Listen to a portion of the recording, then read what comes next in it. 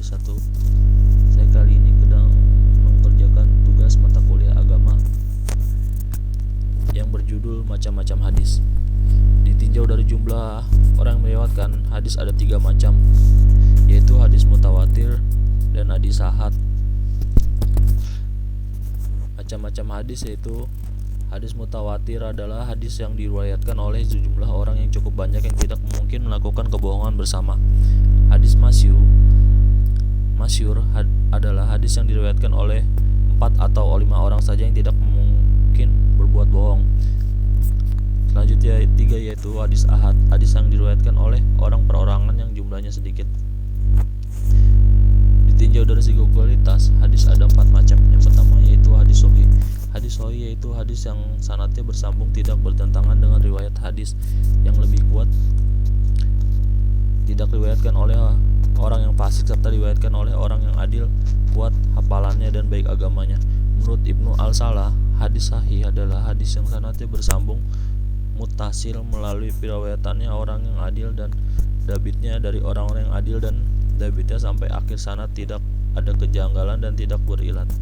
Menurut Imam Al-Nawawi, hadis sahih adalah hadis yang bersambung sanadnya diriwayatkan oleh perawi yang adil, dabit, tidak syaz dan tidak berilat.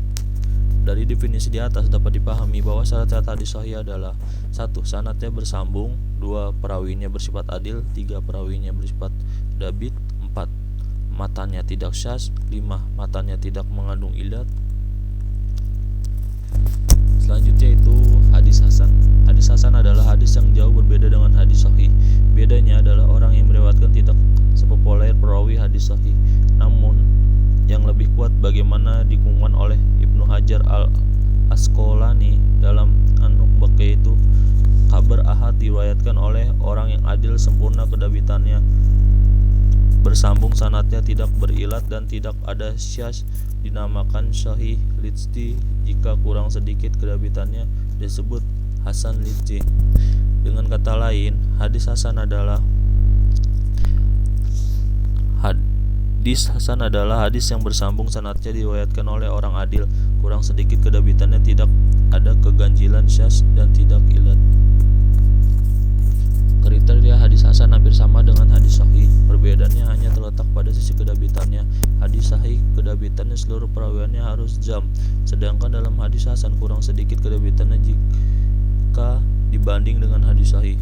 Contoh hadis hasan: hadis yang diriwayatkan oleh At-Tirmizi, Ibnu Majah dan Ibnu Hibbah dari Hasan bin Urfah Al-Maharibi dari Muhammad bin Anmar dari Abu Salamah dari Abu Hurairah bahwa Nabi Shallallahu Alaihi Wasallam bersabda, usia umatku antara 60-70 tahun dan sedikit sekali yang melebihi demikian itu. Macam-macam hadis hasan. Sebagaimana hadis sahih yang terbagi menjadi 2 macam, hadis hasan pun terbagi menjadi 2 macam, yaitu pertama hadis hasan lidzati, 2 hadis hasan ligoiri. Kehujahan hadis hasan yaitu hadis hasan dapat dijadikan hujah walaupun kualitasnya di bawah hadis sahih. Semua fuqaha, sebagian muhaddisin dan ushuliyyin mengamalkan, kecuali sedikit dari kalangan orang-orang yang sangat ketat dalam mempersyaratkan penerimaan hadis musyaddidin. Bahkan sebagian muhaddisin yang mempermudah dalam persyaratan sahih mutasahilin memasukkan ke dalam hadis sahih seperti Al-Hakim, Ibnu Hibban dan Ibnu Uzaimah. Selanjutnya itulah hadis dhaif, adalah hadis yang tidak memenuhi beberapa kriteria hadis sahih maupun hadis hasan.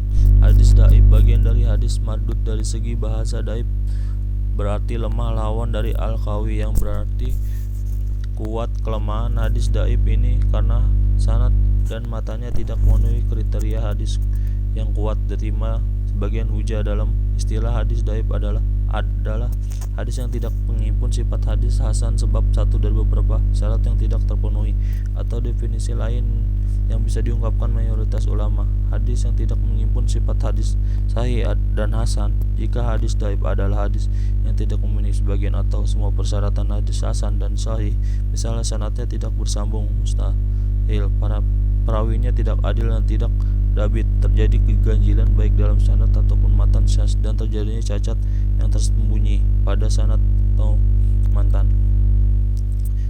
Contoh hadis dhaif: hadis yang diriwayatkan oleh At-Tirmizi melalui jalan Hakim al-Asram dari Abu Tamimah al-Hujaimi dari Abu Hurairah, dan Nabi Muhammad SAW bersabda, barang siapa yang mendatangkan seorang wanita menstruasi haid atau pada dari jalan belakang dubur atau seseorang dukun, maka dia telah mengkirai apa yang diturunkan kepada Nabi Muhammad SAW. Dalam sanadnya hadis di atas terdapat seorang dhaif, yaitu Al-Astram, yang dinilai dhaif oleh para ulama. Al-Hafiz Ibnu Hajar dalam Tariq At-Tahzib memberikan komentarnya padanya yang lemah.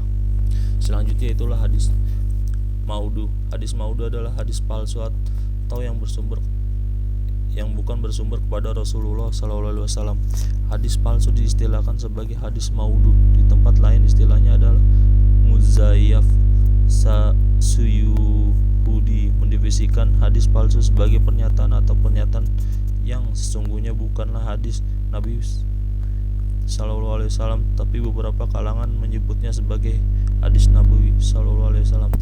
Isi hadis palsu tidak selalu buruk atau bertentangan dengan ketentuan umum ajaran Islam, namun mengapa sampai ada hadis palsu? Pertanyaan itu coba dijawab Ahmad Fuad Effendi dalam bukunya Sudahkah Kita Mengenal Al-Quran, dalam ayat 251 sampai 250. Dia mengutip dari Al-Qurtubi dalam pendahulunya kitab Al-Jami' li Ahkam Al-Quran. Menurut Al-Qurtubi, orang yang menciptakan hadis-hadis palsu dapat dibedakan menjadi 4 kelompok. Pertama, kelompok zindik yang buat hadis palsu atau menambahkan kalimat rasa pada hadis sahih untuk menimbulkan kerisauan atau kebingungan dalam kalangan umat.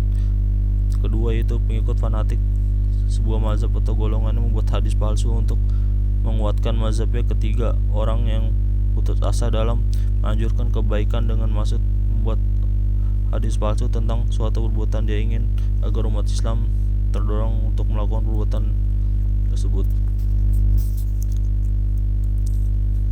Demikianlah